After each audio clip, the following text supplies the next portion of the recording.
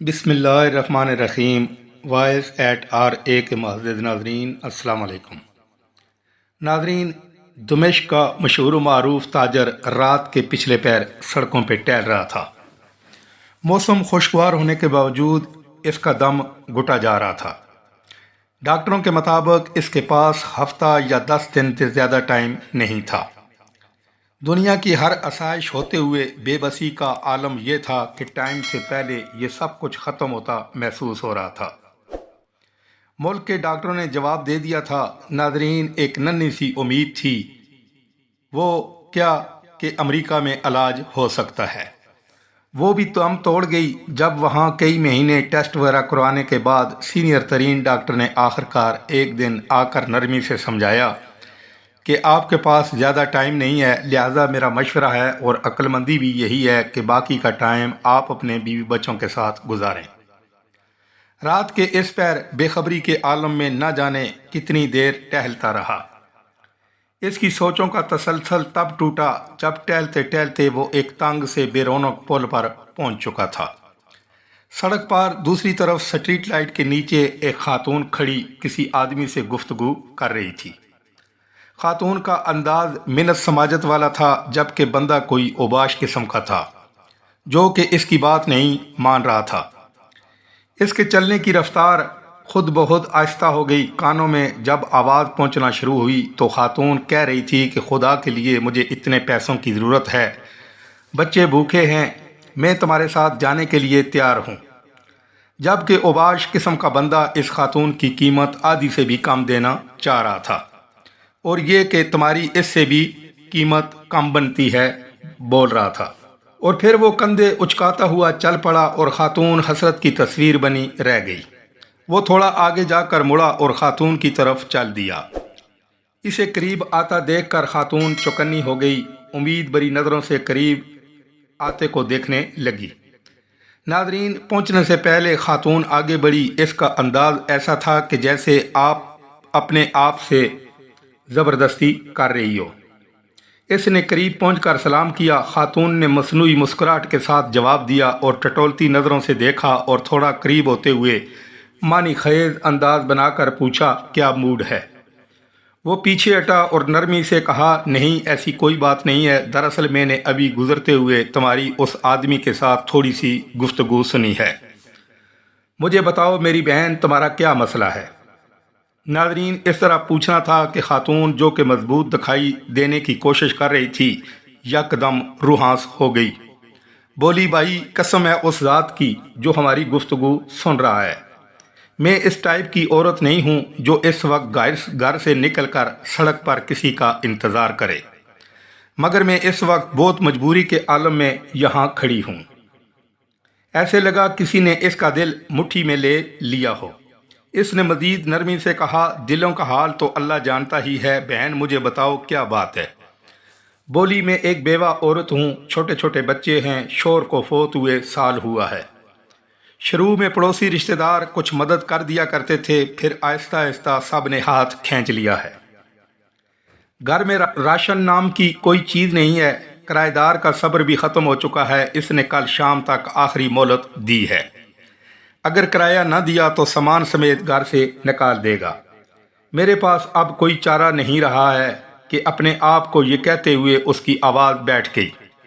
اس نے جلدی سے دوسری طرف مڑ کر اپنے آنسو صاف کیے، پھر مڑ کر بولا، بس ٹھیک ہے بہن، کوئی بات نہیں ہے، اور اپنی جیبوں میں ہاتھ ڈالے۔ جو رقم تھی وہ نہ ہونے کے برابر، کیونکہ وہ جس عالم میں نکلا تھا اس کو تو ہوش بھی نہیں تھا۔ اس لیے خاتون سے کہا، فی الحال یہ رکھو اور مجھے اپنا ایڈریس بتاؤ، انشاءاللہ سب ٹھیک ہو جائے گا۔ خاتون بے یقینی کے انداز میں اس کی طرف دیکھ رہی تھی، جیسے سوچ رہی ہو کہ اس پر بھروسہ کرے یا نہ کرے۔ ناظرین، اس نے پھر یقین دہانی کرائی کہ تم جاؤ ایڈریس بتا دو بس۔ اس نے آخرکار ایڈریس بتایا اور ایک طرف کو چل پڑی۔ تھوڑی دیر تک وہ خاتون کو جاتا دیکھ کر مڑا اور واپسی کی طرف قدم تیزی سے اٹھانے لگا۔ گھر پہنچ کر اس نے بڑی مقدار میں نقدی لی اور ڈرائیور کو بڑی وین کو نکالنے کا کہا، اور پھر خود ڈرائیو کرتے ہوئے رات دن کھلا رہنے والے سٹور سے راشن کی بڑی مقدار وین میں بھری۔ اور خاتون کے بتائے ہوئے ایڈریس پر پہنچ کر سارا راشن اس کے گھر اتار دیا۔ باقی کی رقم خاتون کو دے دی اور کہا صبح مالک مکان سے وہ خود بات کرے گا اور کرائے کا معاملہ نمٹا دے گا، اور انشاءاللہ ہر مہینے مخصوص رقم آپ تک پہنچا دیا جایا کرے گی۔ یہ کہہ کر بنا کچھ سنے واپس مڑا اور خاتون بت بنی بے یقینی کے عالم میں کھڑی آنسو بھری نگاہوں سے دیکھتی رہ گئی، اور وہ وین سمیت نظروں سے اوجھل ہو گیا۔ ناظرین، اس کی کیفیت اب کافی بلکہ بہت مختلف تھی۔ اس کے انگ انگ سے خوشی پھوٹ رہی تھی۔ کچھ گھنٹے پہلے جو اس کی حالت تھی اب یکسر بدل گئی۔ اب اسے ہفتہ 10 دن گزرنے کی جو فکر تھی وہ تھوڑی کم ہو گئی تھی۔ ناظرین، ہفتہ 10 دن کا خیال آتے ہی اس نے کاغذ قلم لے کر خاتون کا ایڈریس لکھ کر وصیت لکھی کہ ہر ماہ باقاعدگی سے 4 لوگوں کے معقول سے بڑھ کر خرچے کی رقم اس ایڈریس پر بھجوائی جائے۔ کاغذ کو لفافے میں بند کر کے تجوری میں رکھ دیا، اور اب اسے لگ رہا تھا کہ وہ اپنے آخری سفر کے لیے تیار ہے یا تھوڑی بہت تیاری کر لی ہے۔ ناظرین، پھر ہفتہ گزر گیا، 10 دن گزر گئے، پھر مزید 10-15 دن گزر گئے۔ گھر والوں کے کہنے کے باوجود وہ اسپتال نہیں گیا۔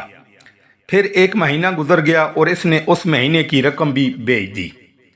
ناظرین، پھر ایک مہینہ کرتے ہوئے سال گزر گیا اور معمول کے مطابق رقم بھیجتا رہا۔ پھر 5 سال، پھر 10 سال اور پھر پورے 20 سال گزر گئے۔ 20 سال گزر جانے کے بعد ایک رات وہ معمول کے مطابق تہجد کے لیے اٹھا، وضو کیا، تہجد شروع کی اور سجدے میں دعا کرتے کرتے اس کی سانسیں ختم ہو گئیں اور اس جہان فانی سے سجدے کی حالت میں رخصت ہو گیا۔ گھر والے جب صبح اٹھے تو اسے سجدے کی حالت میں مردہ پایا۔ افسوس کے ساتھ ساتھ گھر والوں کو خوشی بھی تھی کہ مبارک موت ہوئی ہے۔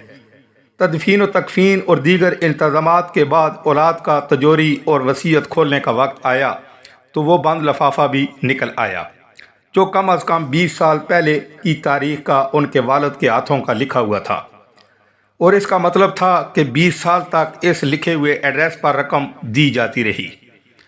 لفافہ پڑھنے کے بعد ان کو پتہ چلا کہ والد صاحب کو فوت ہوئے 7 دن ہو گئے ہیں، جو کہ تدفین و تکفین اور رشتہ دار لوگوں کے ملنے ملانے میں نکل گئے ہیں، اور وصیت کے مطابق اس کی ادائیگی 7 دن لیٹ ہو گئی ہے۔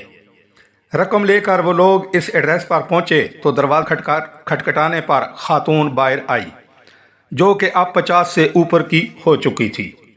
سلام دعا کے بعد تاجر کے بڑے لڑکے نے خاتون سے مؤدب انداز میں کہا، ہم آپ کو والد صاحب کی طرف سے جو ماہانہ مخصوص رقم ہے وہ دینے آئے ہیں، اور معذرت چاہتے ہیں کہ رقم کی ادائیگی 7 دن لیٹ ہو گئی ہے۔